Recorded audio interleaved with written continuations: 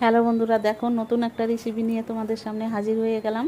তো এটা একবারে নতুন, আমি কোনোদিন এর আগে এখানে দেখো জিরা, শুকনো লঙ্কা, কাঁচা লঙ্কা, আদা, রসুন সব নিয়ে নিয়েছি, নিয়ে বেটে নিলাম। বেটে নিয়ে দেখো মাছের ভিতর দিয়ে দিলাম। তো এটা আমি কলাই পাতা মানে কলার পাতায় ভাজবো। তো আগে কোনো দিন আমি এই কলার পাতায় মাছ ভাজিনি। তো এক জায়গায় আমি বেড়াতে গেছিলাম, সেখানে আমাকে এরকম কলার পাতায় মাছ ভাজা খাইয়েছিল।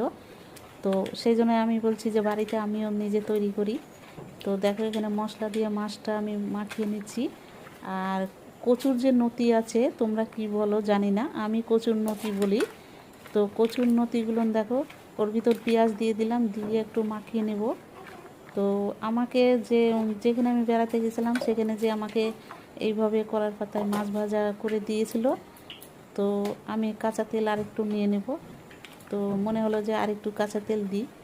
তো কলার পাতায় তেল মশলা মানে বেশি দিতে হয়, ভালো লাগে। তো কলার দেখো কলার পাতায় আমি তেল দিয়ে দিলাম। তেল দিয়ে তারপরে এই মাছগুলো কলার পাতায় আমি দিয়ে দেবো।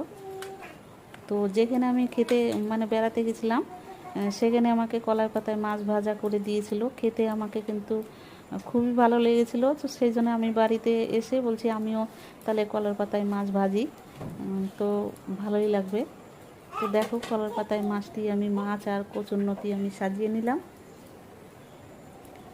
সাজিয়ে তারপরে দেখো আমি গ্যাসে ও কয়টা রসুন আমি রেখেছিলাম, তো রসুন কটা দিয়ে দিলাম, খেতে ভালো লাগবে তাই। তো গ্যাসে আমি একটা তাওয়া আগেই বসিয়ে রেখেছিলাম। তো দেখো কলার পাতাটা বসিয়ে দিলাম মাছটা।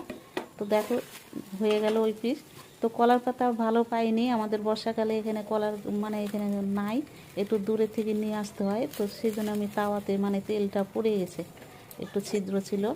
তো কলার পাতা ভালো হলে, তো একটুকু তেল না পড়লে খুবই ভালো হয়। তো যাই হোক, তো দেখো মাছ ভাজা আমার প্রায় হয়ে গেছে। দেখো দেখতে পাচ্ছ খুব সুন্দর লাগছে। তো এইভাবে খেয়ে দেখো, খুবই সুন্দর লাগবে। আর রেসিপিটা পুরো দেখো, দেখে বাড়িতে তোমরা তৈরি করে খেও। তো দেখো, এই দেখো খুবই সুন্দর লাগলো খেতে মাছ ভাজাটা। তো তোমরাও তৈরি করে খেও, যদি ভালো লাগে একটা কমেন্ট করো।